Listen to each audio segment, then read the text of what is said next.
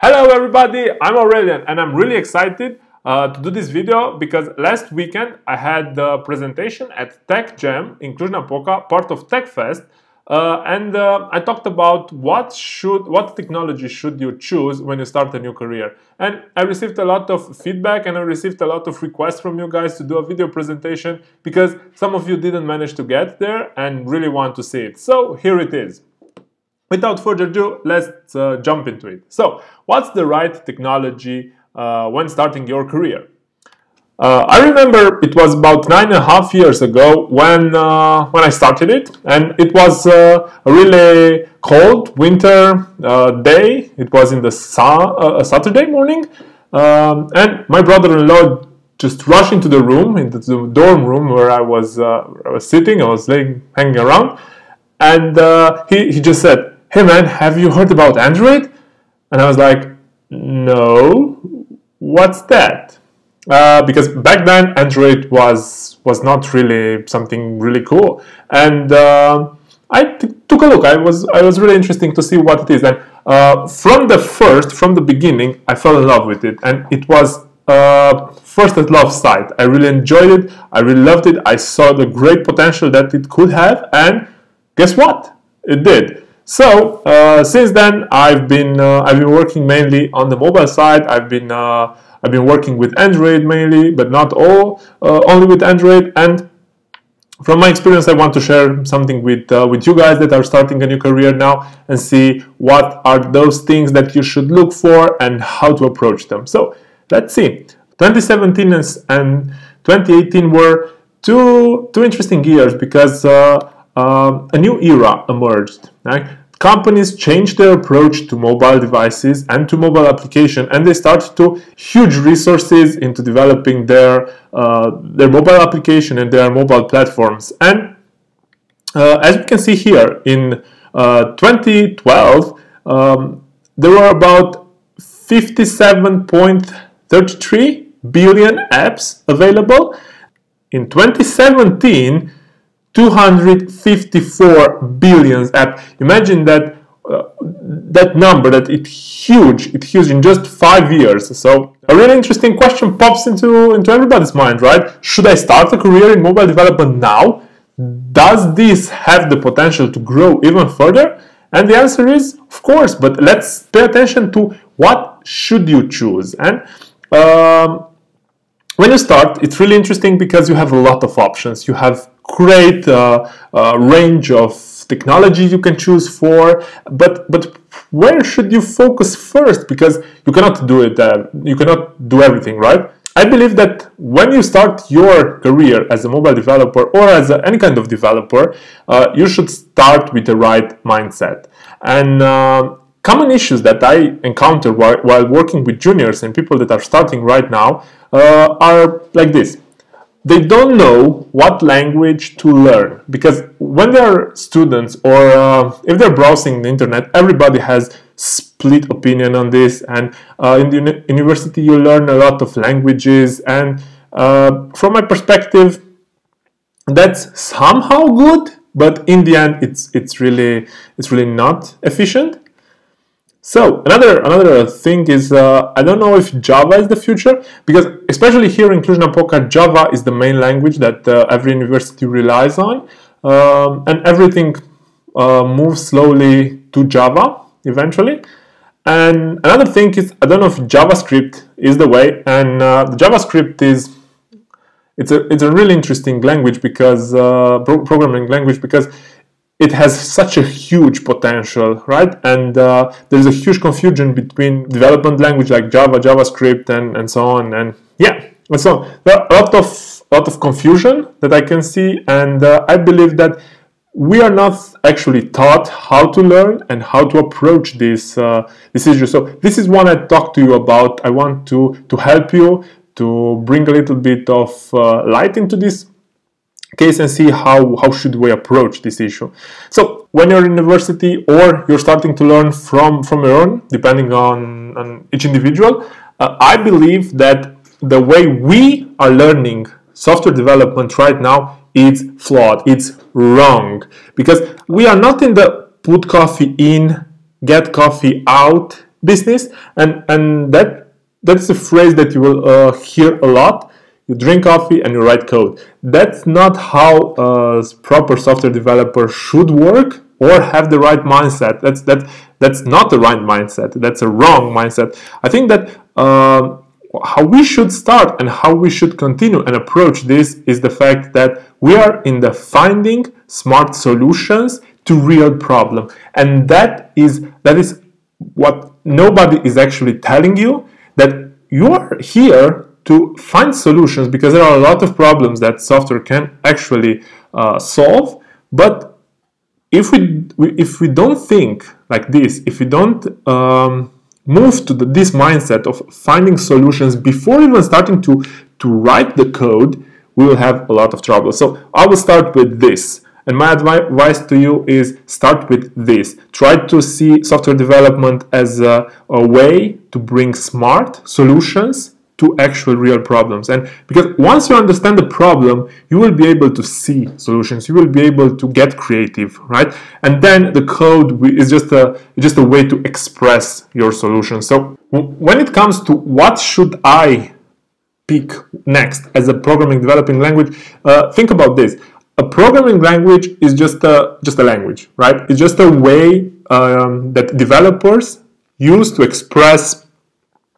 A programming language is just a way to express your solution to the problem. It's just a way. It's just a tool for us, for the developers, to express the solutions that we thought and we think will work into a machine codable, machine understandable way, right? So that's it. That's a software development programming language. A way we are telling the computer how do we want it to solve the problem, right? So I'm a big believer into the right tool for the right job. So I won't really meditate. I won't really say that one particular software development language is the way to go. There is a right tool for the right job. So what are the hot topics nowadays when we are talking about mobile, especially mobile, right? Because this is what we are focusing on. And what are the best way to solve those problems at the moment, in this moment, not 5 years ago, not 10 years ago, not 3 years ago. We want to see the problem now, because this is the moment that you are making this decision. So at the moment in the application segment world, the following options are dominant. I mean, the number of most used application and where they are more dominant, right? They're most important and used by users. So the most important one is the social networks, and everybody uses social network, and this become a huge trend. Then there are applications related to lifestyle and everything related to lifestyle, and then there is gaming and entertainment, and these segments are the most three important ones, right? Straight questions. Why do companies suddenly started to focus on mobile? What's the reason behind them putting money into this, right? And to understand this, you have to understand that no company will actually put money into something that they believe have no value, right? So they actually see a value in this, and to properly understand how to solve different issues, you have to understand the whole thing, right? Why are we investing now into the mobiles? So let's see, branding, because through a mobile application you are actually branding your market and your services and your company, right? Because imagine this: every time a user unlocks his screen, if they have installed your application, they will see your brand, and that's huge and that's powerful. Ask yourself this question: how many times have you unlocked your phone today? Okay, then the interaction with clients, and this is the feedback gathering part. I mean, you know that in some applications they are actually requiring your feedback, and they put you to vote, give you stars, and all of that and all of those things. This is the part where brands and companies actually interact with the clients. And there is the operations part, and this is the part where software actually has an operation side they optimize time, they optimize costs, they actually optimize their operations in the business, and this is why they're using mobile applications. Another thing is data gathering, and this is an important topic because gathering data is the newest biggest trend, right? Because data is actually, and information is actually the new currency worldwide, right? As much data as you have, you will be able to identify in that data different patterns that bring you great value. So data gathering, another huge aspect. Then we have the behavior pattern detection, and this topic is really important because when a company, when a brand knows your behavior patterns, they will know how to actually market their services and products, and it's huge for them, right? Because they can actually get to know you. And that's not a bad thing, actually that's the best thing that can happen, because you don't actually have to keep searching for a solution, you don't have to actually struggle with it when you need it, because they identified a pattern. They identified your behavior pattern. They will be able to be there when you need them. So this is good. Let's see what are the emerging trends for 2019, next year. So the Internet of Smart Things is the next big thing, right? I love to say that because it's really interesting how the Internet of Things actually evolved in the past few years, and everything is getting interconnected, and things are getting smart, and that's good. Right? Take a look at what happened to take a look at what happens to the TV, what happens to different things in our houses. Everything is getting connected, and that's a really interesting and cool thing, right? Then we have the future of mobile commerce development, and this is the part where businesses migrate to online commerce. They are selling goods, they are selling products online, and everything comes to you, and that's a huge market that is evolving rapidly, and the physical locations of stores are becoming rapidly obsolete, so everything happens now on your phone. Then we have the mobile payments, and this is an interesting part because there are a lot of technology involved into this, into the fintech, into the mobile payments, and how we are actually paying for goods, paying for products, for services with our mobile phone, because it's more comfortable to have the phone with you, not actually all the cards or the cash. You have the phone for you and you can use it to pay it. It's great, it's amazing. I believe there's a future to this. Soon we will not actually have so much cash. I believe in that. We will use the mobile to handle everything. Then we have on-demand applications. And on-demand applications are really interesting because we are using them a lot.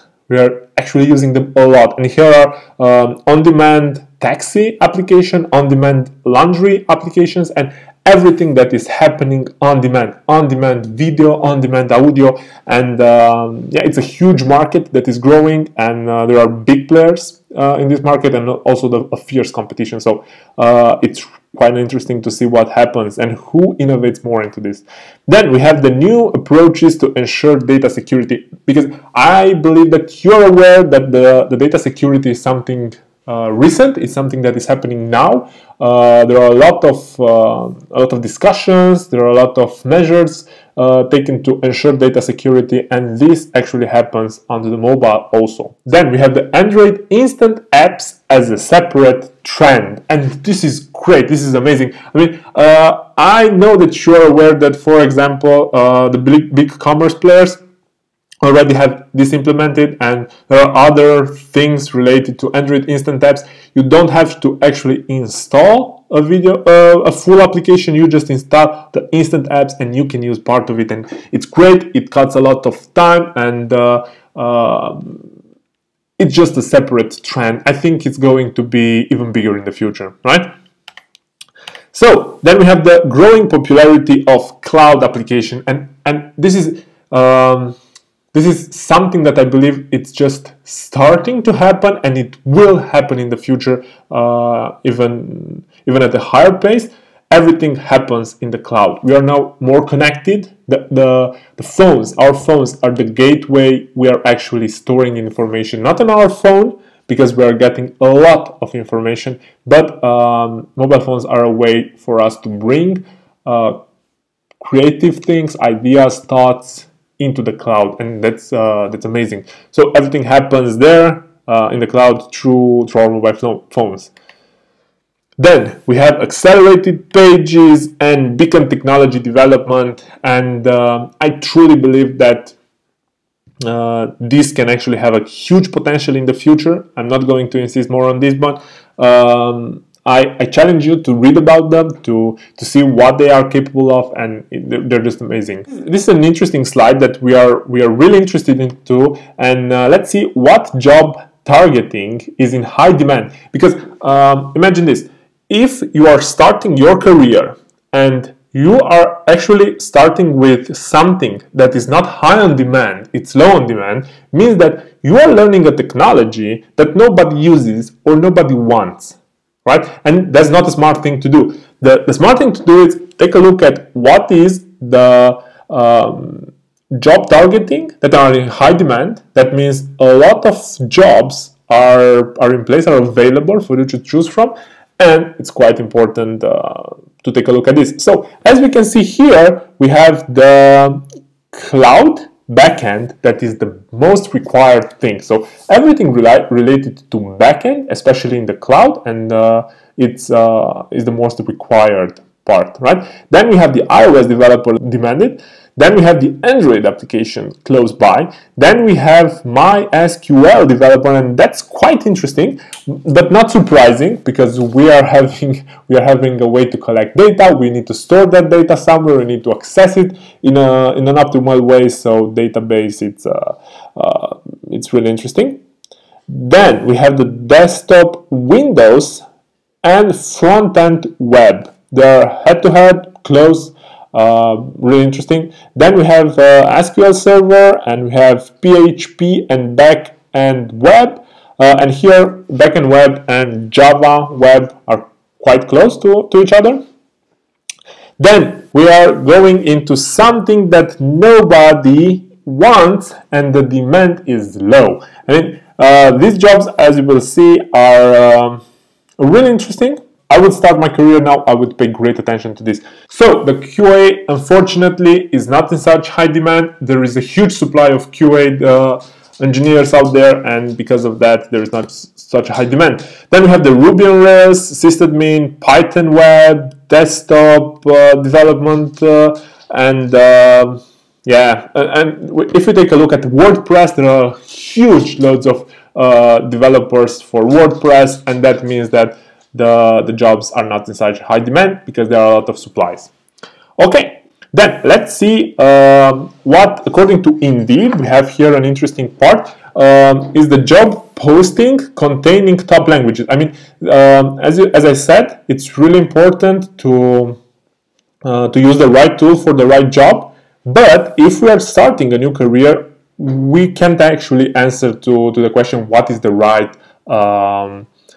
tool, because we are not actually aware of what's the job, right? So let's see what are those top languages. And as you can see here, we have two graphs. One is 2017 and 2018 jobs. And as you can see here, Java in 2017, a lot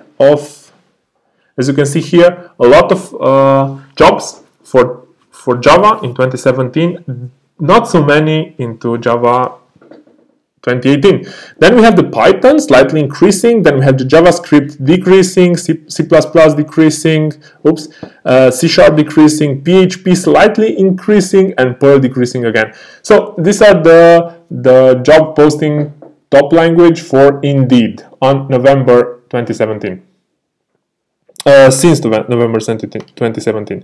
Then, what technology or developer types are changing in demand? As we can see here, these are the technology that are immersive, that are new, that are actually starting to take off. So we have React.js, then we have the Docker part, then we have the a pretty interesting competitor here is Go. So Go language is the new kid in town. We have here the QA, and this is the part with automation QA that is in high demand at the moment and is actually changing quite rapidly. Then we have the talent supply in Android development, and let's see worldwide what are these numbers. As we can see here, the US is leading. There are a lot of supply of software developers in US. Then we have India catching up and have Romania here with lower number. Then we have the Android Kotlin developers, and as you may know, Google recently changed their preferred language of development for Android from Java to Kotlin, and for that reason a lot of developers moved from Java to Kotlin. And we can see here that in US we have a lot of Kotlin developers. Then in India we have a lot of developers, and these numbers are going to increase further. So, if you are considering an Android development, for now, Kotlin is an interesting thing to follow. Then we have the open positions according to different websites in Android development. And as we can see here, Java is still king because developers and companies do not move so fast. But Kotlin is slowly but surely taking off. So, according to LinkedIn, as you can see here in the first chat, a lot of Java. Open position according to Glassdoor. Now let's move to iOS development, and we can see here another trend is the Swift trend. At the moment, with almost 62% of Swift developers and about 38 Objective-C developers globally. Right? Then we have the talent supply in US. The Swift is growing really fast. Then let's have a look at the open position for iOS development, and as we can see here, we have Indeed with the top requirements for open position. Then we have Glassdoor immediately. Then we have Monster. These are websites that you can actually take a look if you want to start or get a new job. Then let's see a talent supply in cross-platform. The cross-platform thing is a real thing because a lot of new and young companies and startups are trying cross-platforms because they are trying to limit the costs of their production. We are moving slowly into an experimental business model in which we are experimenting with a new model, we are experimenting with a new platform, and we want to invest as little money as possible to see if the market would react to that thing, and developing two separate applications just for an experiment might not be the wisest thing to do. So here is the cross-platform thing that is growing really fast, and as we can see here, React Native totally crushing it, and Flutter, which is the newest thing. Flutter is a cross-platform developed by Google. React Native is the one that is developed by Facebook. But the Flutter is an interesting player because it's quite young. Okay, so yeah. Then we can see here the talent supplying cross-platform development for US. As we can see here, React Native totally crushing it. Then we have Flutter slowly but surely getting up. And yeah, that happens worldwide. Then we have the open position for cross-platform development, and as we can see here, especially in Indeed, React Native, a lot of jobs. On Flutter, not so many yet, and on Xamarin, we have some. So when we are choosing the next career, a lot of people are asking me, hey Art, what's the next big thing? What should I focus next? Because that's a really important thing to discuss. I really believed into this. 2 words. Flutter for cross-platform development and everything mobile development, and Fuchsia for everything IoT, Internet of Things. Fuchsia is the new big player into Internet of Things. Is a system completely designed for Internet of Things devices. So, if you want the next big thing, the next goal, I'll bet my money on Flutter and on Fuchsia.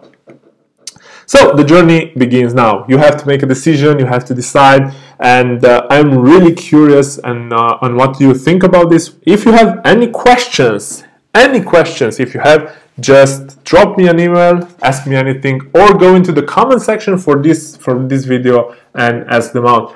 I'm Aurelian and I'm really excited because we had this talk. And until next time, take care. Bye bye.